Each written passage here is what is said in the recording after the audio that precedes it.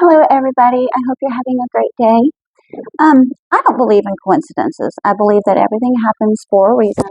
I believe that if something bad happens, it's because we are supposed to share things with others to help them along their journey because we know that life can be very complicated and it can be very hurtful. There's a lot of hurt in this world right now. And so I don't believe in coincidences.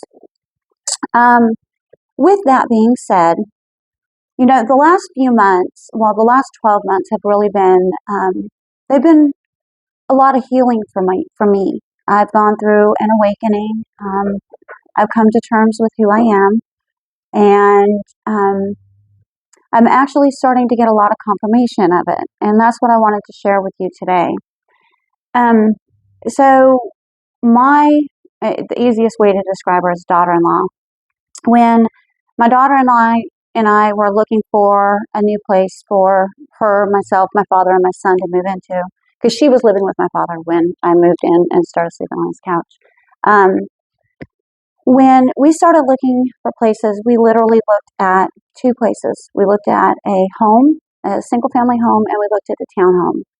And we would have gone with the home, but the home was actually, it had a master bedroom upstairs, so we decided, let's go look at the townhome. So we looked at the townhome and fell in love with it. She and I both were excited and ecstatic.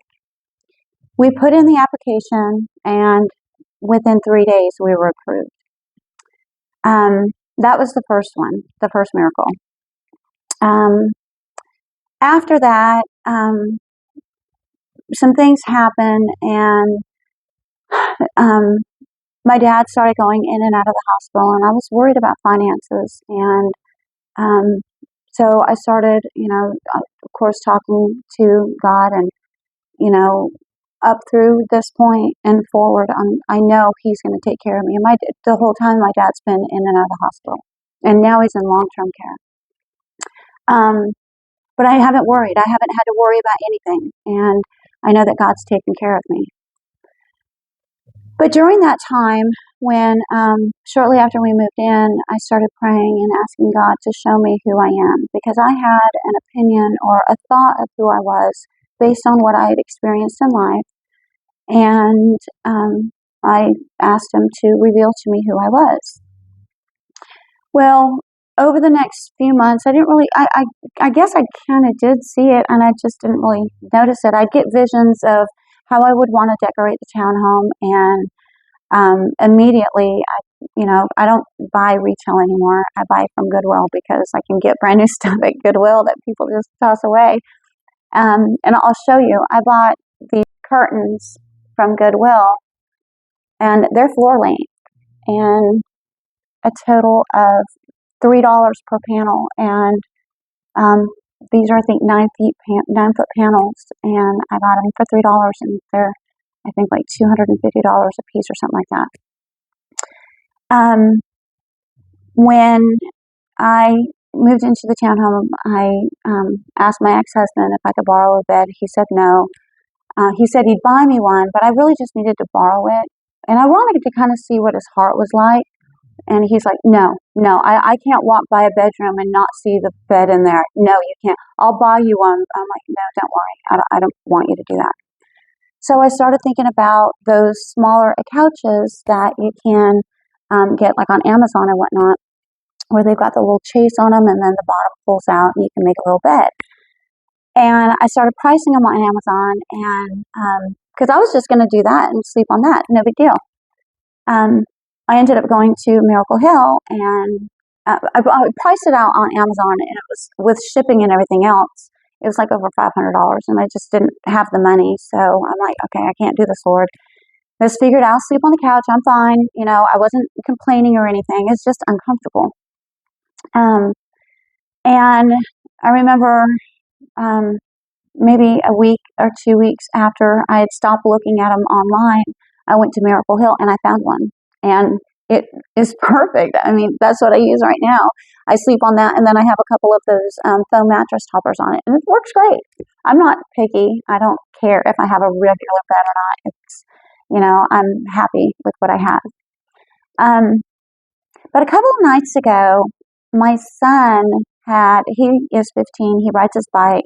He has an electric bike that I got him last year for Christmas. Not 2025, but 2024. He's already put like over 1,000 miles on it. He loves to ride his bike. Well, he has a tendency to go out at night and or go out during the day and stay out until night. And the other night I called him and I couldn't get a hold of him. And I knew his phone was dead, but I didn't know where he was. I saw him on Life 360, which is like a tracking app. And so I knew where he was, but it was like an hour ago, an hour prior to me looking for it. And I was getting hot. My son knows that I do not like him riding his bike at night because he does not like wearing a vest. And he knows that I definitely do not like him out at night without his phone being on. So I was out walking my dog and I saw him and I called him like 6 times and I'm like, I walk back up to the house and I'm like, Lord, bring him home now, bring him home safe, bring him home now. I said it like 3 times. I come back in the house. I swear to you, not 5 minutes later, he walked through that door. I do not believe in coincidences. I don't know where he was when as far as I knew, he was still 30 minutes away minimum. And then there was one other thing I was going to tell you about that happened, and now I forgot what it was. Anyways, but 2 nights ago, I found on YouTube this guy. He has a podcast. His name is Aubrey Marcus, and I definitely recommend you guys watching it. He talks, and I'm looking at it right now. He talks with Scott Wolter, Wolter, and the title is Knights Templar has 8 secret scrolls from Jesus himself. Now, I tell you this because, kind of back up, after we had moved in and I had asked the Lord to help me find out who I am, I asked him if I was a child of Mary and Jesus.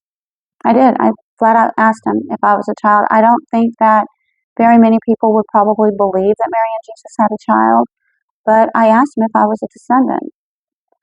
When I started looking at my great-grandmother's name, her name was Madeline Christensen. Well, Madeline is from Mary Magdalene, and Christensen is short for, or what you get as a surname for Son of Christ. And I started putting a lot together and realized that regardless of whether or not I have biological evidence, I have an inner knowing that I'm a descendant of Jesus himself or Mary Magdalene herself. And it makes a lot of sense when I pray. I never call God, God. I call him Father. I don't pray to Jesus. I pray directly to God. And again, I don't believe in coincidences. So I use my dog right there.